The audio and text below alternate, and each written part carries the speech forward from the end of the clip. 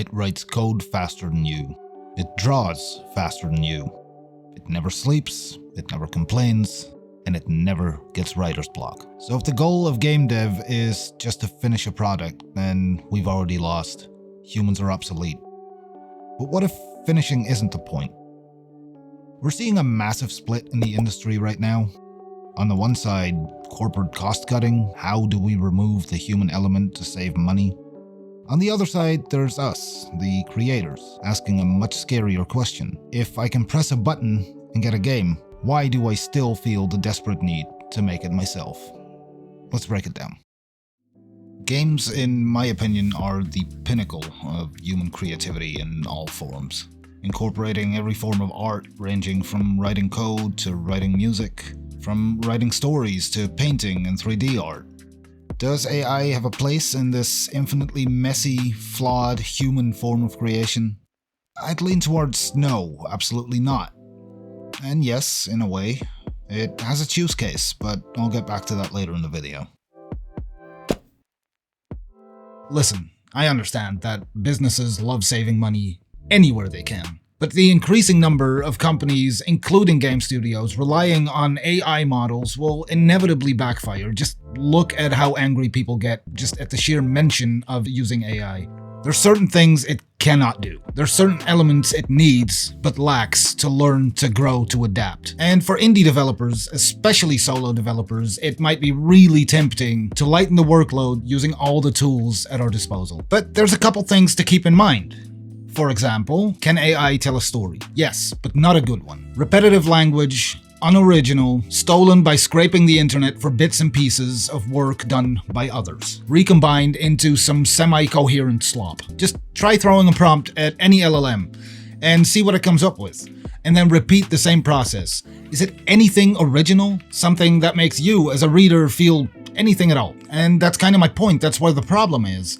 It has no life experience. It's never felt pain, it's never felt angry, it's never felt sad, it's never felt loss, it's never loved, it's never been excited, and it's never been depressed. So if your goal is to create anything story-driven, do it yourself. Pull from your life experience, pull from your history, use that as an inspiration to tell your story. Because our stories are inherently emotional, they are part of us, they're part of us that we want to share with other people. Now, writing is one thing, but we've got a bunch of models for image generation. We've got Meshy for 3D asset generation. Would that be okay? To that, I would say absolutely 100% no. Because first of all, art is a very strong word for what this is, because these models are trained on stolen data to the point of having artist signatures added to the bottom of the generated image. So at best, this is ethically incredibly gray. But even as an artist myself, I get it. It's fun to play around with. But let me be clear, screwing around is not to be confused with doing the actual work and creating art. It lacks soul, it lacks purpose, and art is about the expression of self. A prompt doesn't do that. So what if you're more practical about expressing yourself? What if you write code? It can generate code, can it? If you ask an LLM to generate a piece of code, it will. Now, how good it is, how optimized, I can't tell. I'm not a programmer, so I am the last person qualified to comment on that. But as far as I understand, it's not great at keeping consistency throughout multiple modules of code and keeping continuity between systems.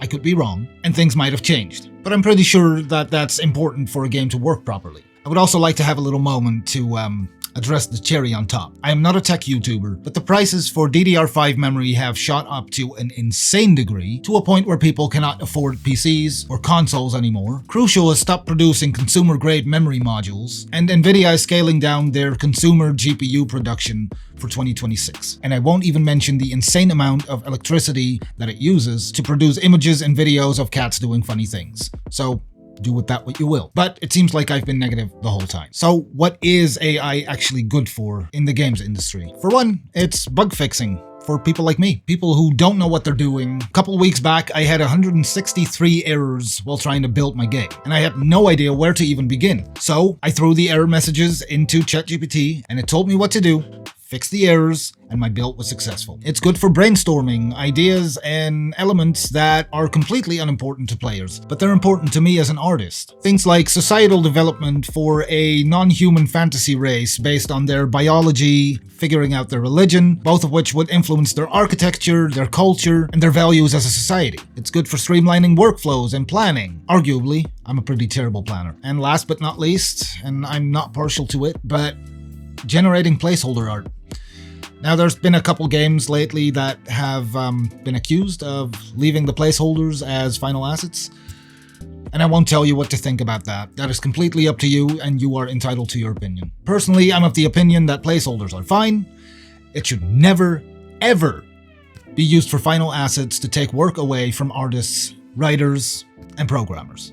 I guess the takeaway is that while we'll see a whole lot more AI slop on storefronts, I don't see a future where creative people will take shortcuts just because they're available to them. Art and creativity is an integral part of who we are as a species, and the need to create and tell stories to each other goes all the way back to the origins of language itself.